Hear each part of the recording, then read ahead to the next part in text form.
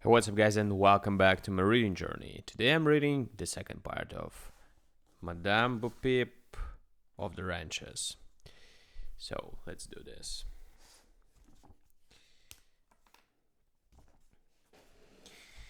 The present ranch manager seemed to be competent and reliable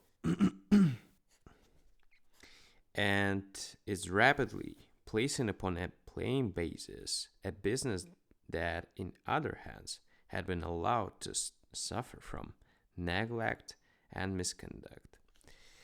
This property was secured by Colonel Beaupre in a deal with the Western Irrigation Syndicate, and the title to it seemed to be perfect. With careful management and the natural increase of land values, it ought to be made the foundation for a comfortable fortune for its owner. When Octavia ceased reading, Aunt Ellen uttered something as near a sniff as her breathing permitted. The prospectus, she said with uncompromising metropolitan suspicion, doesn't mention the centipedes,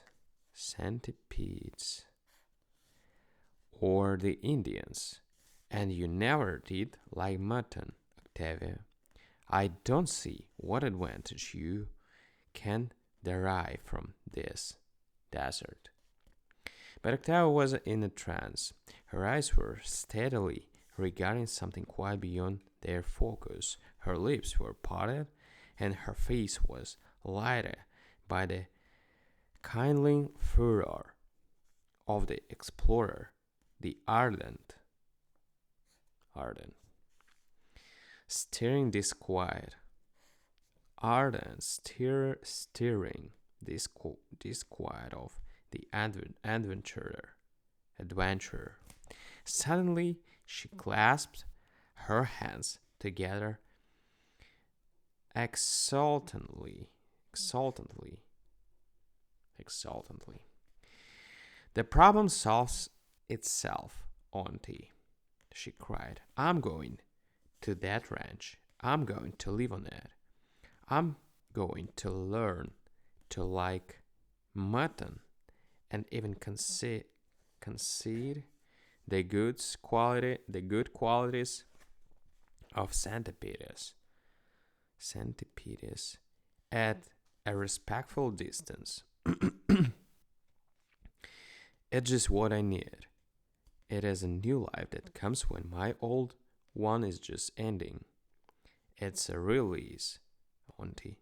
It isn't a narrowing. Think of the gallops or those leagues or prayers with wild tugging at the roots of your hair that coming close to the earth and learning over again the stories of the growing grass and the little wild flowers without names. Glorious is what it will be. Shall I be a shepherdess with a wattle head and a crook to keep the bad wolves from the lambs, or a typical Western ranch girl with a short hair like the pictures of her in Sunday papers? I think the latter. And I'll have my picture too, with the wildcats I've slain,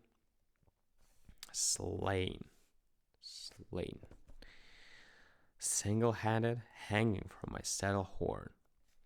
From the 400 to the flocks is the way they'll headline it, and they'll print photographs of the old Wandresser mansion and the church where I was married. They won't have my picture, but they'll get an artist to draw it. I'll be wild and woolly, and I'll grow my own wool. Octavia, Aunt Ellen condensed into the one word all the protest she was unable to utter. Don't say a word, Auntie. I'm going. I'll see the sky at night, fit down on the world like a big butter dish cover, and I'll make friends again with the stars that I haven't had a chat with since I was a wee child. A wee child. I wish to go. I'm tired of all this. I'm glad I haven't any money. I could bless Colonel Beaupre for the ranch and forgive him for all his baubles. What if the life will be rough and lonely? I deserve it. I shut my heart to everything except that miserable ambition. Oh, I, I wish to go away and forget. Octavia shivered suddenly to her knees, laid her flushed face in her aunt's lap, and shook with turbulent sobs. Turbulent sobs.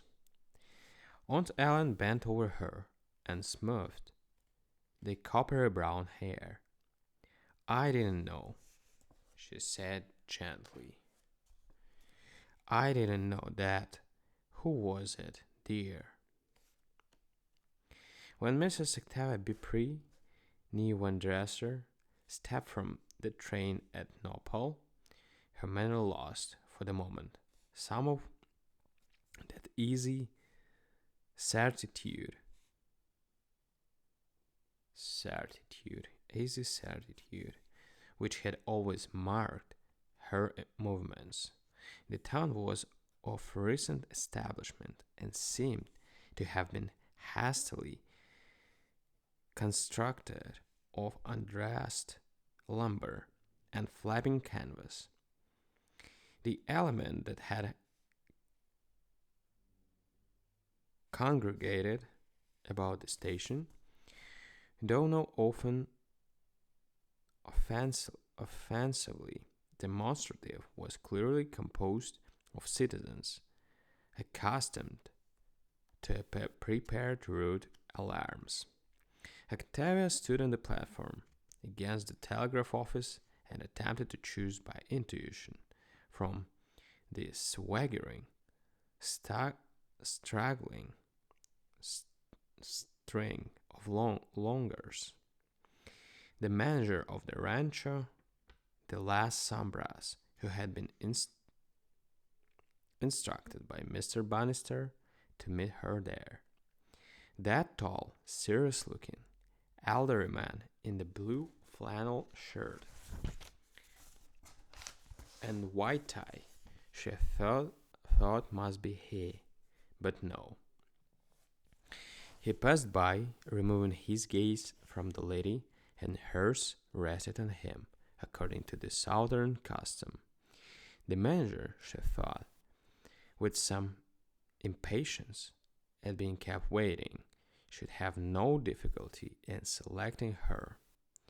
Young woman, wearing the most recent thing in ash-colored traveling suits, were not so plentiful in Nopal.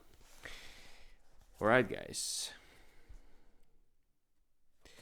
The story goes on, and we're going to continue with the third part tomorrow. Thank you for joining me today, and see you. Bye.